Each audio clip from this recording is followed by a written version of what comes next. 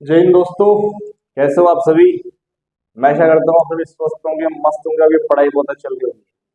तो मेवाड़ का इतिहास हमने कंप्लीट कर लिया है और आज हम मारवाड़ का इतिहास पढ़ेंगे। और मारवाड़ के इतिहास को भी हम बहुत डिटेल से पढ़ेंगे ताकि आपको किसी और जगह से इतिहास पढ़ने की जरूरत ना पड़े। तो हेडिंग लगा लो मारवाड़ का इतिहास। मारवाड़ के इतिहास हेडिंग डाल लो।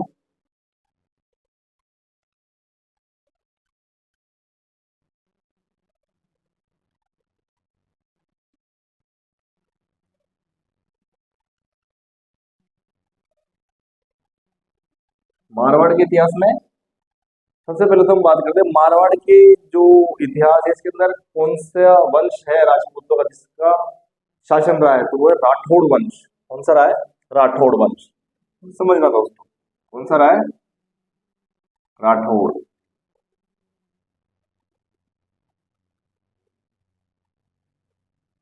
सबसे पहले तो आप लोगों के दिमाग में ये सवाल आ रहा होगा कि राठौड़ वंश, जो राठौड़ है सर, ये शब्द कहाँ से आया। तो ऐसा कहा जाता है कि जो राठौड़ शब्द है, इस राठौड़ शब्द की उत्पत्ति भारत के जो दक्षिण भारत है, दक्षिण भारत में एक वंश था, राष्ट्रकूट वंश। और उस राष्ट्रकूट से ही राठौड़ जो शब्द है इसकी क्या हुई है? उत्पत्ति हुई है। दक्षिण भारत के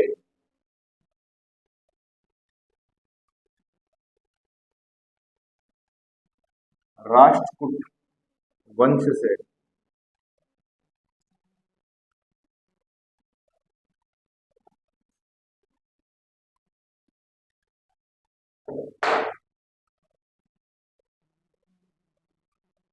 वंश से संबंधित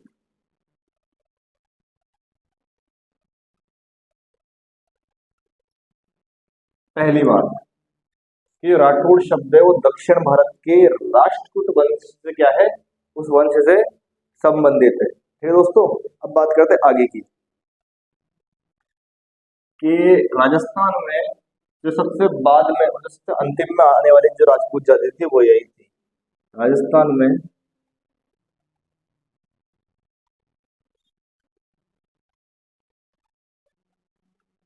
सबसे बाद में आने वाली जाति, आने वाली राजपूत जाति, राजस्थान में सबसे बाद में आने वाली राजपूत जो जाति है उस वो क्या है? वही है, ये वो यही है, राठौड़ वंश। अब बात करते हैं जो विद्वान है, राठौड़ वंश की जो उत्पत्ति हुई है उस उत्पत्ति के संदर्भ में कौन कौन से विद्वान इतिहासकार अपना कौन कौन सा मत देते हैं, तो उसकी चर्चा करते हैं हम।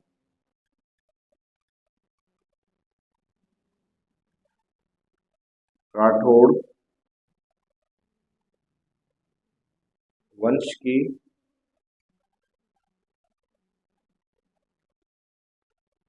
उत्पत्ति से संबंधित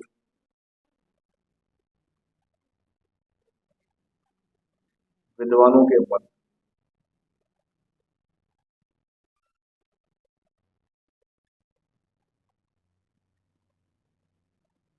तो सबसे पहला जो मत हम लेंगे वो लेंगे दयालदास का। दयालदास एक विद्वान है जिसने ग्रंथ लिखा है दयालदास री ख्यात। और उस दयालदास री ख्यात के अंदर दयालदास ये कहता है कि जो राठौड़ है ये राठौड़ क्या है? सूर्यवंशी है। राठौड़ क्या है? सूर्यवंशी है। सबसे पहला लिख लो,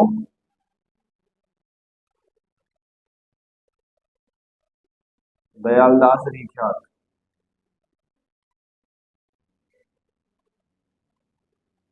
के अनुसार।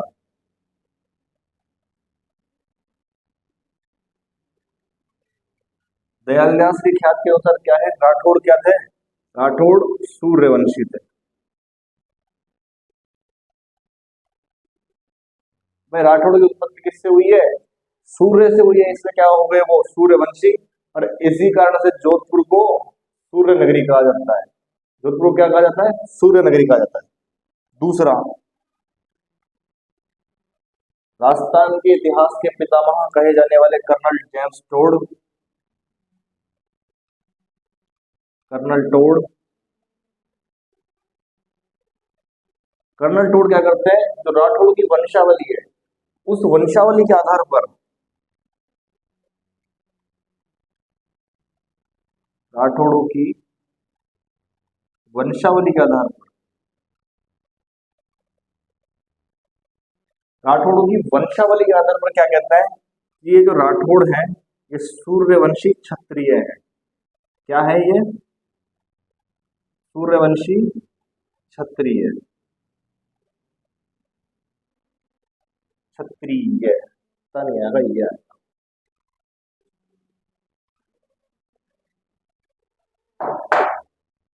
राठौड़ क्या है? ये तो सूर्यवंशी क्षत्रिय है। ये सब कौन बोल रहा है?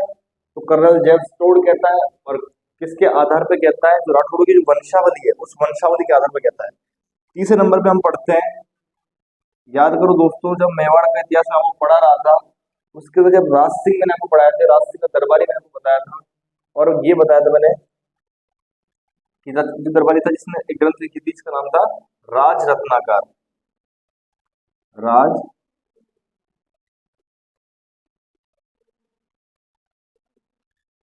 राज रत्नाकर के अनुसार, अब आप लोग मुझे कमेंट सेक्शन में बताओगे कि इस राज रत्नाकर की रचना कौन से राज सिंह के दरबारी विद्वान ने की थी? राज रत्नाकर के अनुसार।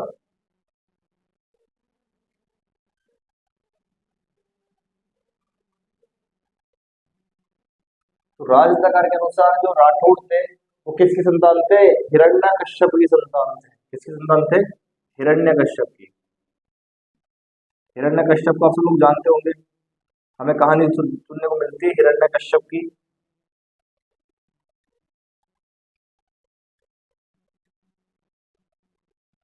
इसका पुत्र प्रहलाद होता है, नारसिंह अवतार लेता है, कृष्ण हिरण्यकश्यप की संतान, ये वही हिरण्यकश्यप।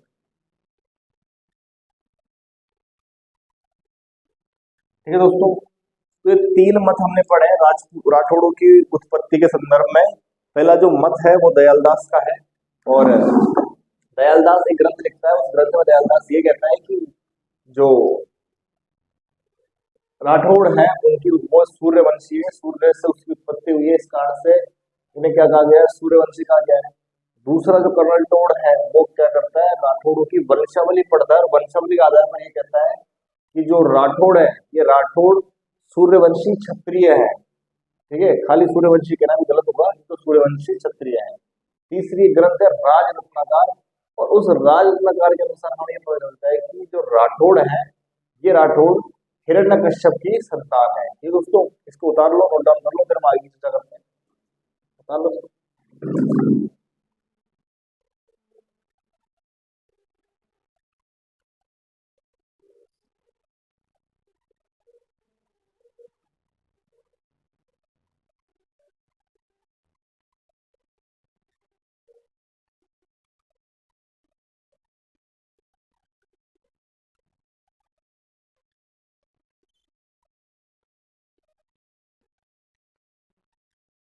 ठीक है दोस्तों, उतार लिया होगा सबने।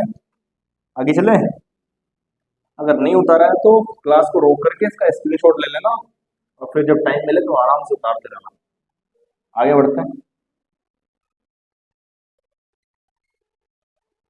अब बात करते हैं और कौन कौन से विद्वान हैं जो राठौड़ की उत्पत्ति से संबंधित अपने मत देते हैं। तो देखो, चौथा मोहणोत नेणसी, और एक ग्रंथ है जिसका नाम है पृथ्वीराज रासो। मोहणोत नेणसी,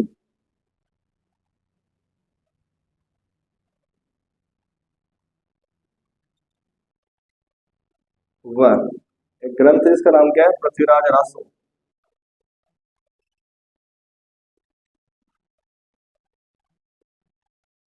चौहानों के इतिहास के अंदर पृथ्वीराज रासो की बहुत अच्छे से चर्चा की है मैंने।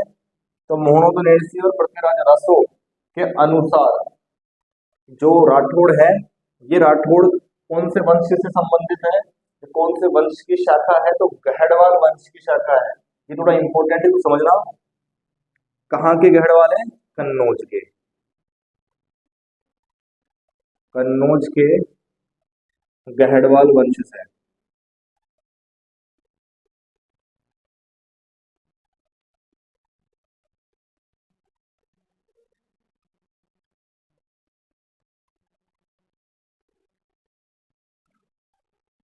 कि जो गहड़वाल वंश है कन्नौज का, उस गहड़वाल वंश से संबंधित है राठौर।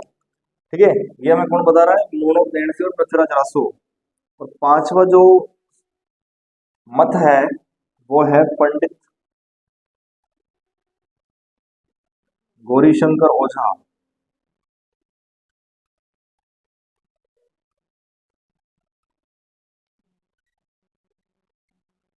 वह गोपीनाथ शर्मा।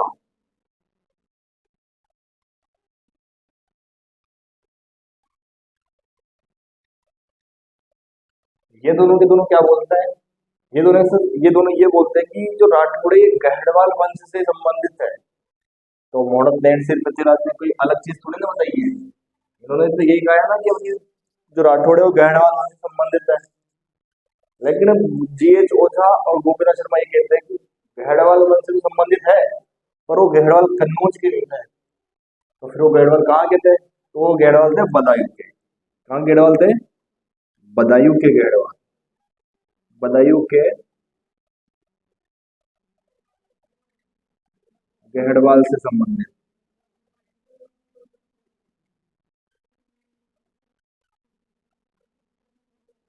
ठीक है दोस्तों, समझ में आया कि पृथ्वीराज रासो और मोहम्मद नैन्सी क्या बोलता है? पृथ्वीराज रासो मोहम्मद नैन्सी ये बोलता है कि जो राठौड़ है ना, ये गहड़वाल वंश से संबंधित है, पर गहड़वाल है कन्नौज के।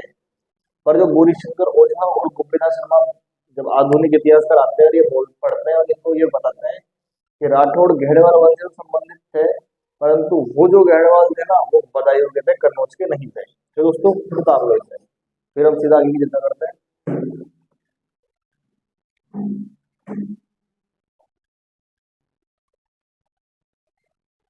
तो ये कुछ प्रकार के मत है जिसकी हमने चर्चा की राठौड़ की उत्पत्ति से संदर्भ में। अब बात करते हैं राठौड़ के मूल पुरुष, आदि पुरुष या संस्थापक राव सिंह की। ठीक है दोस्तों, और सिंह की कहानी सुनेंगे, बहुत बढ़िया कहानी है सिंह की। राव सिंह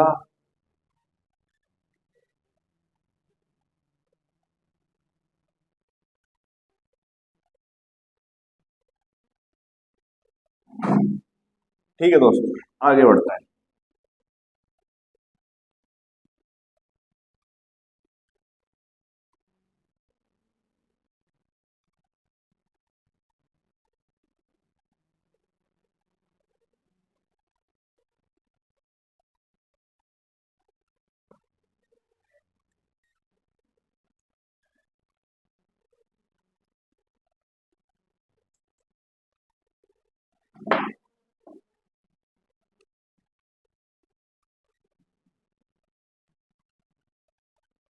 राव सिंह 1240 से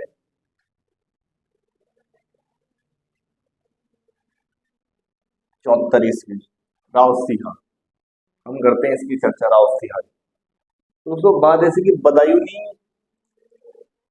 बदायूं बदायूं नहीं दोस्तों, बदायूं मैंने बात की थी। बदायूं का वंश था गहड़वाल वंश। बदायूं के कौन थे? गहड़वाल।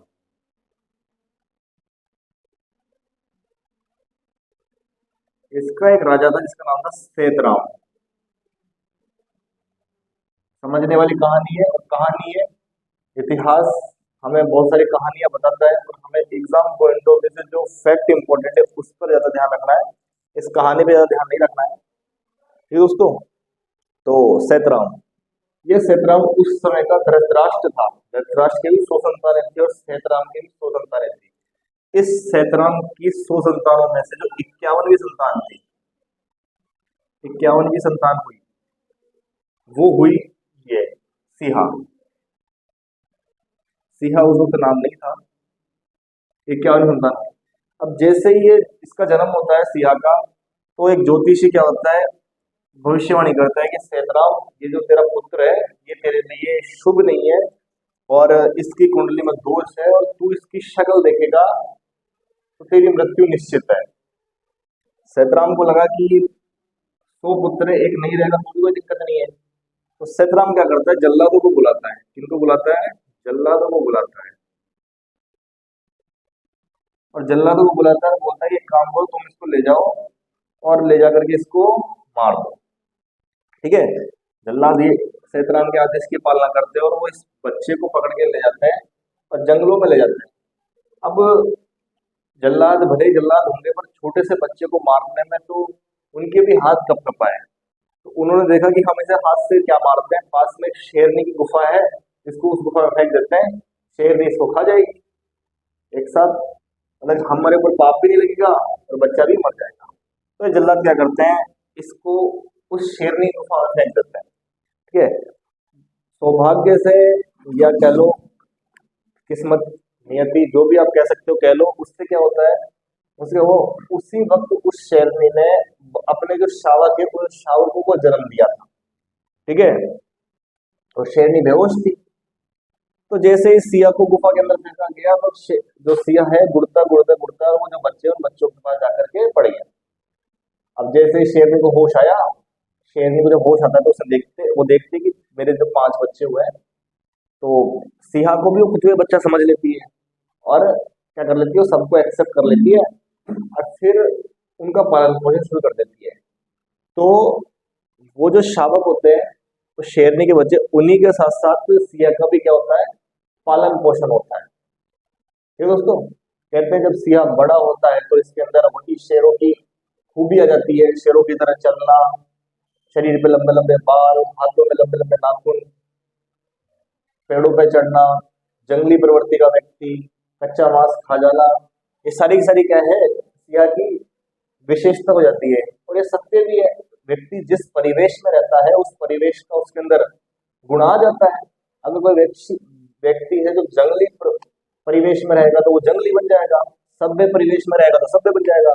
तो ऐसे ही सिया जानवरों के साथ पला बड़ा, तो सिया भी क्या बन गया है, एक तरह से नर मानव बन गया। ठीक है दोस्तों, अब जैसे समय आगे बीतता है, अब क्या होता है, पाली के कुछ ब्राह्मण होते हैं, व्यापारी ब्राह्मण होते हैं, पाली वाला ब्राह्मण, वो क्या कर रहे होते हैं, वो किसी काम से जो बदायूं है उस बदायूं में आए हुए रहते हैं वो। अब वो जैसे ही उस जंगल से गुजर रहे होते हैं तो वो एक दृश्य देखते हैं कि 2 शेरों की लड़ाई हो रही है और उन 2 शेरों को क्या है, बीच में एक व्यक्ति अलग करवा रहा है, उस लड़ाई को छुड़वा रहा है वो व्यक्ति। तो वो पालीवाल ब्राह्मण ने देख करके दंग रह जाते हैं। जब वो चीज दंग रह जाते हैं तो फिर वो बाकी राजाओं को बताते हैं कि आपके राज्य में तो सैतराम को, कि आपके राज्य में ऐसे हमने मानव को देखा है जो शेरों की लड़ाइयों को खाना छुड़वा रहा है। तो सैतराम पता करवाते हैं कि पता तो करो भाई कौन है ये, जो जल्लाद है वो जल्लाद बताते हैं कि बात दरअसल ऐसी है, वो कोई नहीं, वो आप ही का लड़का है और आपने हमको मारने के लिए कहा था तो हमने क्या कर दिया, उसको शेरनी के उसे फेंक दिया था। कुछ भी रहा हो पर ये वही व्यक्ति है। तो सैतराम क्या करता है, उसको बुलवाता है, तो सिंहा को बुलवाया जाता है दुर्ग के अंदर और सिंहा का बढ़िया मेला गुला करके बाल बाल कटवा के सिंहा को राजकुमार बना दिया जाता है। थोड़ा वक्त लगता है परंतु सिंहा जो मनुष्य प्रवृत्तियां है उसके भी गुण सीख जाता है। ठीक है दोस्तों, अब क्या होता है, जब सिंहा जब वो दुर्ग में चला जाता है तो लोग कहते हैं कि इसकी शक्ल से तो आपको दोष था, आपकी मृत्यु हो सकती थी सैतराम की। सैतराम कहता है कि दोष सिर्फ 10 साल का था, अब कोई काफी बड़ा हो गया है, अब कोई दिक्कत नहीं है। ऐसे में कभी जो पाली वाले ब्राह्मण होते हैं ना, ये कहते हैं कि हम क्या है, पाली के अंदर व्यापार करते हैं और क्या है, वहां पर क्या है, आए दिन वहां सब लूटपाट होती रहती है, हमारा कोई राजा नहीं है, आपके तो इतने सारे पुत्र हैं, आप इसको हमारा राजा बना के भेज दो। ठीक है दोस्तों, तो क्या करते हैं, तो सैतराम क्या करता है, राव सिंहा को पालीवाल ब्राह्मणों के साथ में भेज देता है। ठीक है दोस्तों, कहाँ भेज देता है, पालीवाल ब्राह्मणों के साथ में भेज देता है। और जब सिंहा पालीवाल ब्राह्मणों के साथ में मारवाड़ की तरफ आता है तो एक जगह पड़ती है खेड़ नाम की जगह। कौन सी जगह पड़ती है, खेड़। ये कहाँ पड़ती है, बालोतरा के पास में।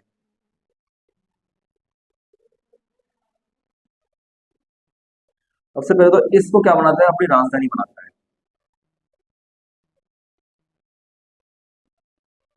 इसको राजधानी बनाता है और यहीं पर राठौड़ वंश की स्थापना करता है। इसकी स्थापना करता है, राठौड़ वंश की स्थापना करता है। अब सिंहा के द्वारा राठौड़ वंश की स्थापना की गई, इसी कारण से इसे राठौड़ वंश क्या कहा जाता है, इसे राठौड़ वंश का संस्थापक कहा जाता है। राठौड़ वंश का संस्थापक, संस्थापक कह लो, आदि पुरुष कह लो, या मूल पुरुष कह लो। तो क्वेश्चन क्या बनता है, राठौड़ वंश का संस्थापक आदि पुरुष या मूल पुरुष कौन है, तो राव सिंहा। और इसने अपनी कौन सी जगह राजधानी बनाई थी, तो इसने राजधानी बनाई थी अपनी खेड़ को। इसको राजधानी बनाई थी इसने, खेड़ को अपनी राजधानी बनाई थी। ठीक है दोस्तों, तो ये इंपॉर्टेंट ये कहानी थी राव सिंह से संबंधित जुड़ी हुई जो हमें देखने को मिलती है। अब हम बात करते हैं इससे आगे की। ठीक है दोस्तों, जो इसका परिचय है उसकी हम बात कर लेते हैं। ठीक है, अब उतारना आप स्टार्ट करो। तो लिखो, जो सिंह है इसके पिता का क्या नाम था, सैतराम। पिता का क्या नाम था, पिता का नाम सैतराम। सिंह की माता का क्या नाम था, पार्वती सोलंकी। पार्वती सोलंकी।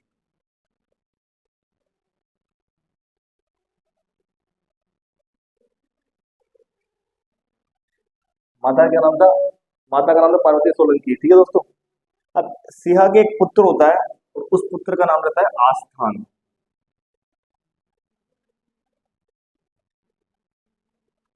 पुत्र का क्या नाम रहता है, पुत्र का नाम रहता है आस्थान। आस्थान को ही हम आसनाथ जी कहते हैं।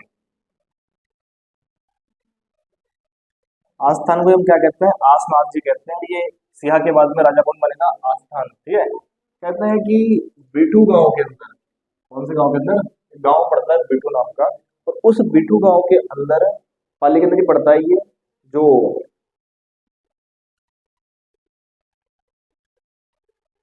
बिठू गांव के अंदर जो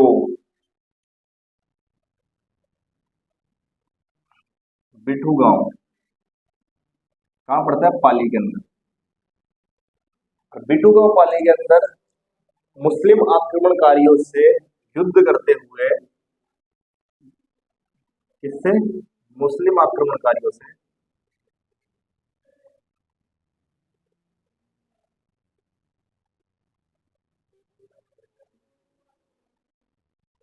युद्ध करते हुए। अब भाई मुस्लिम आक्रमण का युद्ध क्यों कर रहा है, गायों की रक्षार्थ के लिए। किसको बचाने के लिए, गायों की रक्षा के लिए।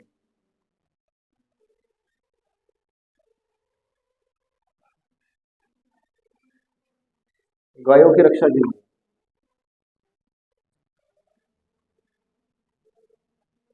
गायों की रक्षा के लिए।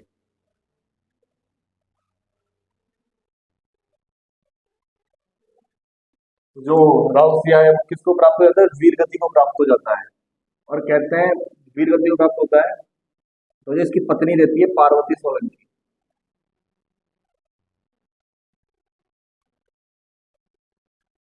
वो क्या हो जाती है, सती हो जाती है। पत्नी क्या हो जाती है, सती हो जाती है। ठीक है दोस्तों, ये पार्वती सोलंकी माता नहीं है इसकी, पार्वती सोलंकी पत्नी है। पार्वती सोलंकी क्या हो जाती है, सती हो जाती है। और कहते हैं इसी बिठू गांव में राव सिंह क्या बनी हुई है, राव सिंह की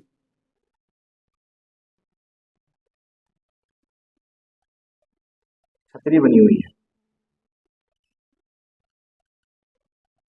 ठीक है दोस्तों, राव सिंह क्या बनी हुई है, तो राव सिंह की छतरी बनी हुई है। ठीक है दोस्तों, नोट डाउन कर लो और अगली हेडिंग डाल लो, आसनाथ या आस्थान जी। अगला जो राजा बनेगा वो बनेगा इसका पुत्र आस्थान जी। ठीक है,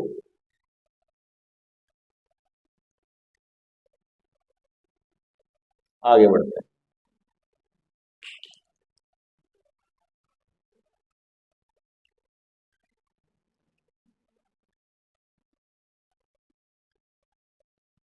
अगर पीछे रह गया है कोई तो स्क्रीनशॉट ले लेना पीछे करके, और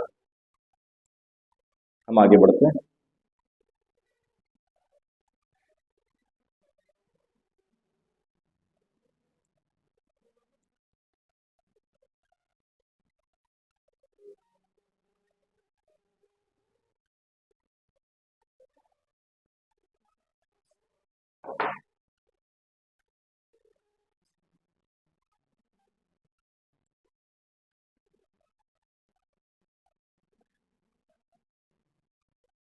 आस्थान या आसमान।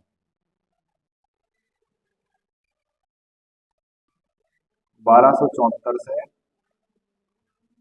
91 ईस्वी। आस्थान के समय में बहुत ज्यादा काम नहीं हुआ। एक इम्पोर्टेंट काम है, पाली के अंदर एक जगह पड़ती है गुंदोज। तो इस आस्थान ने क्या किया, गुंदोज को अपने शक्ति का प्रमुख केंद्र बनाया था। शक्ति का प्रमुख केंद्र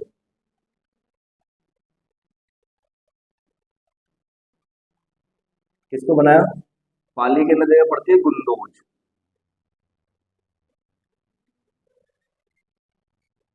पाली के अंदर जगह पड़ती है गुंदोज, तो उस गुंदोज को क्या किया, शक्ति का प्रमुख केंद्र बनाया। दूसरी जो घटना घटना इंपोर्टेंट है वो ये है, 1291 में दिल्ली का सुल्तान जलालुद्दीन खिलजी था। दिल्ली के सुल्तान जलालुद्दीन खिलजी के साथ युद्ध करते हुए किसकी मृत्यु हो जाती है? आस्थान की मृत्यु हो जाती है। जलालुद्दीन खिलजी के साथ में के साथ युद्ध में आस्थान की जाती है, आस्थान की जाती है मृत्यु हो जाती है। ठीक है दोस्तों, आस्थान के बारे में दो जानकारी है, इसको नोट डाउन कर लो। फिर हम इससे आगे बढ़ते हैं, बता रहा हूँ।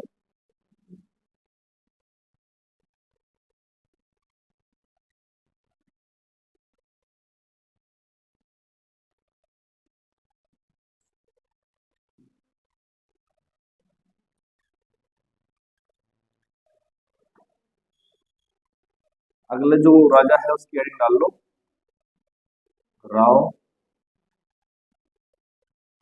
दुहड़ जी। 1291 से 1309 ईस्वी। राव दुहड़ जी, राव दुहड़ जी क्या है कि एक बार राव दुहड़ जी और इनकी जो रानी है, इनके बीच में वाद विवाद हो जाता है। इनके बीच में क्या हो जाता है? इनके बीच में वाद विवाद हो जाता है।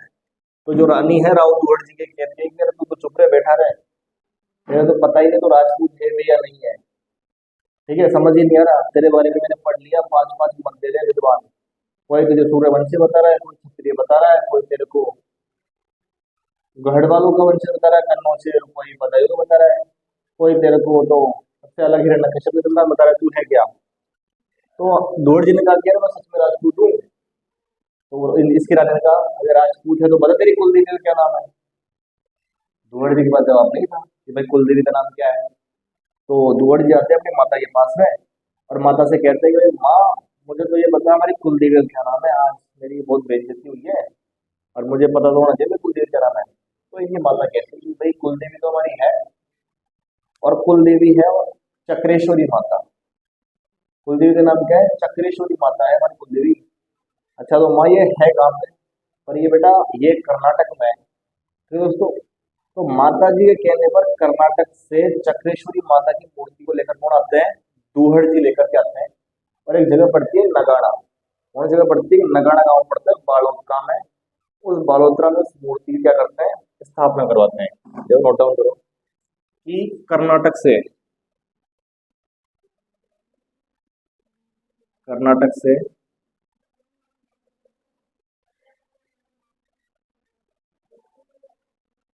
चक्रेश्वरी माता की, चक्रेश्वरी माता की मूर्ति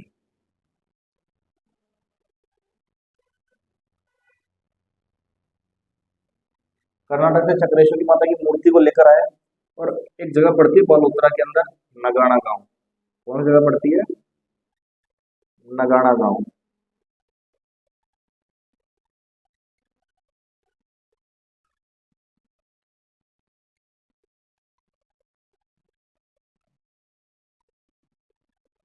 नगाड़ा गांव में पड़ती है बालोतरा में।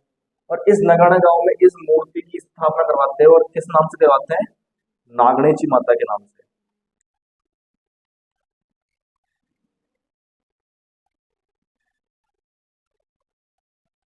नागणेची माता के नाम से क्या करते हैं? मूर्ति की स्थापना करवाते हैं।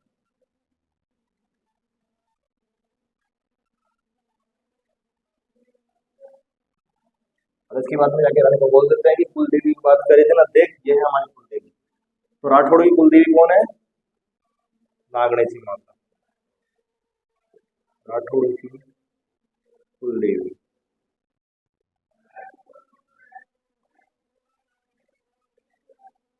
राठौड़ कुलदेवी क्या है? नागणेशी माता।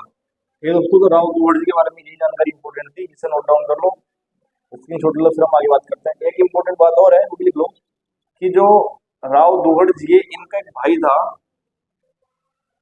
जिसका नाम धांधड़ जी राठौड़, धांधड़ जी राठौड़। और इसी धांधड़ जी राठौड़ का एक पुत्र था जिसका नाम था पाबू जी। इसका जो पुत्र था उसका नाम था पाबू जी। और पाबू जी को हम लोक देवता के अंदर पढ़ते हैं ना, हम लोक देवता के अंदर। पाबू जी कौन है? पाबू जी जो राय करे वाली जाति का रत्ते देव है। बाबू जी के पिता धानगढ़ जी राठौड़ है, तो वो धानगढ़ जी राठौड़ दुआर जी के भाई थे। तो इनडायरेक्टली का संबंध किससे है? जोधपुर से, मारवाड़ से। ठीक है।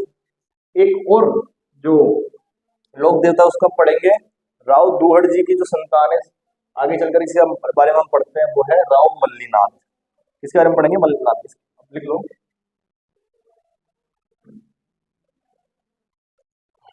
ये उदाहरण पर हम आगे बात करते हैं मल्लीनाथ जी की।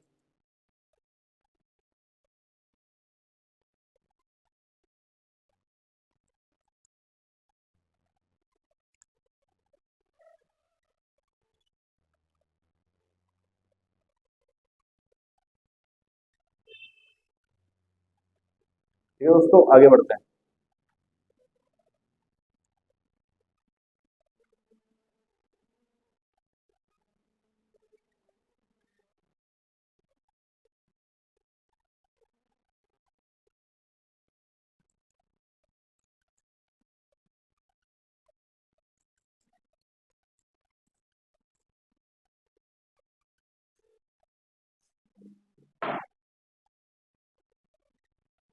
मल्लीनाथ,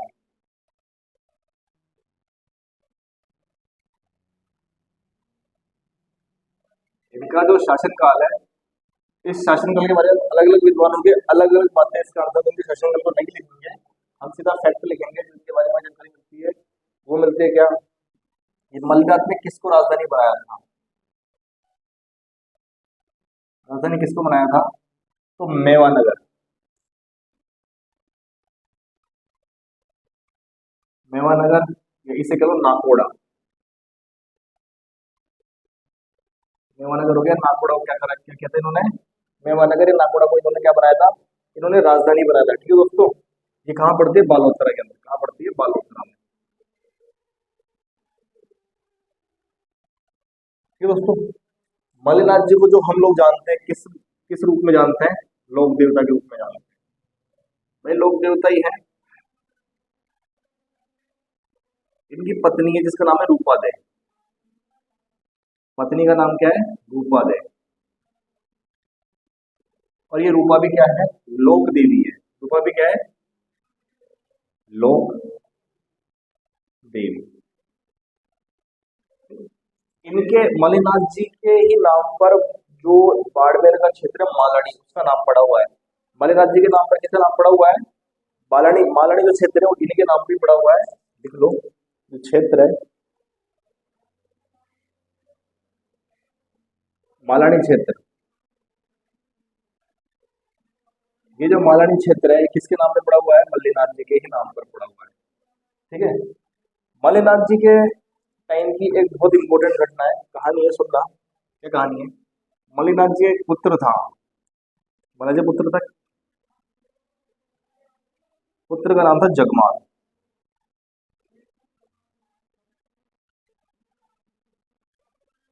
पुत्र का क्या नाम था? पुत्र का नाम था जगमाल।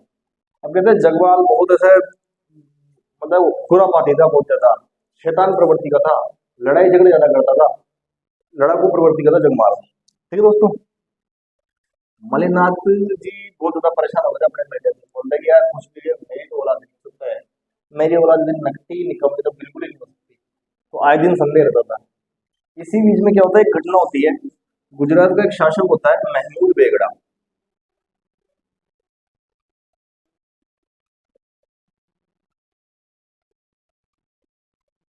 तो ये महमूद बिगड़ गया, गुजरात जा रहा था। और जैसे जब ये गुजरात जा रहा था तो बीच में क्या करता है, कहाँ जा रहा था, गुजरात जा रहा था, गुजरात जा रहा था। तो रास्ते में बाड़मेर के अंदर से कुछ लड़कियां होती हैं, उन लड़कियों को क्या कर लेता है, अपहरण कर लेता है ये। लड़कियों को क्या कर लेता है, लड़कियों का अपहरण कर लेता है। और अपहरण करके कहाँ ले जाता है, गुजरात ले जाता है। अब जब गुजरात ले जाता है, और इसकी एक बेटी होती है जिसका नाम होता है गिंदोली।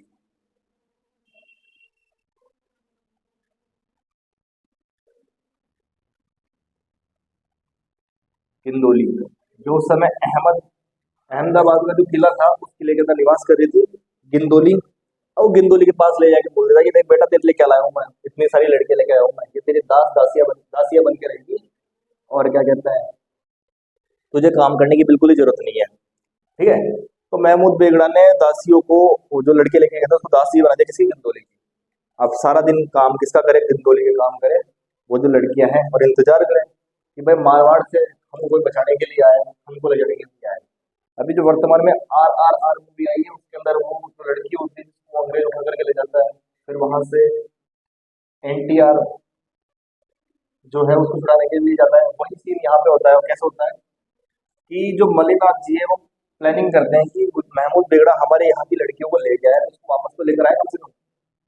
और वापस लाए तो कैसे लाए, हमको कोई ऐसा व्यक्ति चाहिए जो लड़ाकू प्रवृत्ति का हो और सिर्फ कुछ नहीं सोचता हो। तो आसपास के सैनिक बोले, सामंत ने लगा कि सर बाहर देखने की क्या जरूरत है, घर में ही देखो ना, घर में है हमारे पास में एक। तो मल्लाह जी को लगता है कि हाँ बात तो सही है, निकम्मा किसी काम करे तो किसी काम में तो ले। और जगमाल को बोल देते कि तू एक काम कर, सेना लेके जा और कुछ भी करके आप, मुझे मतलब नहीं है, पर तू उन लड़कियों को वापस लेकर के आ। तो जगमाल पहुंच जाता है गुजरात। जगमाल कहाँ पहुंच गया, गुजरात। गुजरात पहुंच गया और सारी इन्फॉर्मेशन निकलवा ली मैडम की, गिंदोले की, कि भाई मैडम जो है कब सोती है, कब जागती है, कब करती है, इन्फॉर्मेशन सारी मिल गई। लेकिन जो गिंदोली थी वो कहाँ रह रही थी,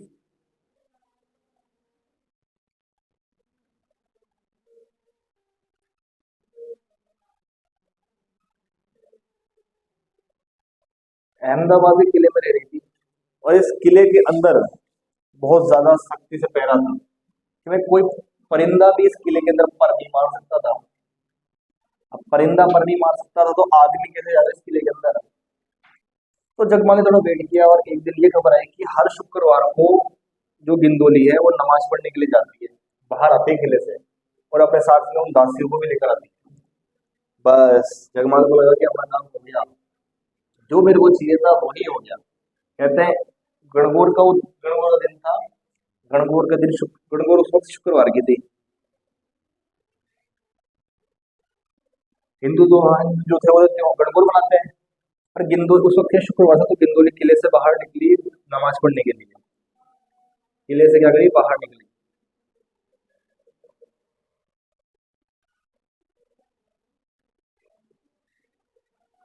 मजार के ऊपर जगमाल इंतजार कर रहा था गिंदोली का और उन लड़कियों का। जैसे ही गिंदोली उन दासियों के साथ में आई, जगमाल ने सबको बंदी बनाकर क्या कर दिया, मारवाड़ ले गया। सबको बंदी बना कहा ले गया, मारवाड़।